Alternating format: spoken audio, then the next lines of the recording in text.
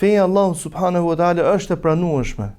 Shpesh njerëzit duke u përballur me tilla situata, me tillë njerëz, domethënë që fen e kanë imponuese, nuk është imponuese feja. Feja domethënë duhet ta kuptosh. Pra nëse dikush ka probleme ose ka pikpyetje të mëdha në çështjen e ekzistencës së Zotit, dhe këto diskutime po i drejton, po i bën me ty, mos u merr me qortimin e tij. Mos ja bëj gogol çështjen që të mos ketë mundësi të pyesi për herë dytë. Por merre me butësi. Pra siç ndodhi rasti në kohën e profetit alayhi salatu wasalam që shokët e tij i thanë: "O i dërguari i Allahut, na ndodh që teksa jemi në namaz, na vinë mendime të ndryshme." Çfarë janë ato mendime, thot profeti alayhi salam?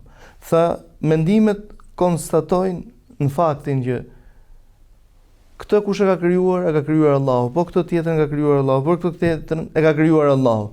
Po Allahun vetë kush e ka krijuar? Si të veprojmë kur na ndodh diçka e tillë? La ilaha illallah, thot profeti, thot. Pra shprehu domethënë atë habin. E dija që diçka e tillë thot do të ndodhte, por nuk e dija se do të ndodhte në brezin tuaj.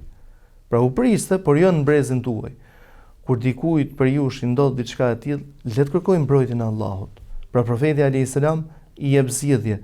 Nuk e detyron pyetsin, ndaj dhe kemi pyetje të shumta, ndaj dhe e kanë pyetur profetin alayhi salatu wasalam pafund. Arsyeja sepse profeti alayhi salatu wasalam nuk ka një marrëdhënie të tillë me pyetësin që ta detyrojë ai të mos e hapi gojën një herë të dytë. Ka shumë njerëz të cilët dëshirojnë ndoshta të pyesin, por i ndal shpesh herë kjo sjellje e këtyre njerëzve, edhe nëqofshin njerëz të diturisë, po flasim për masat në përgjithësi. I ndalon herë dhe ironizimi që ata bëjnë, që mund t'i drejtohen domethënë këtij personi me një shprehje ironie, i pengon kjo gjë që të pyesi për herë të dytë.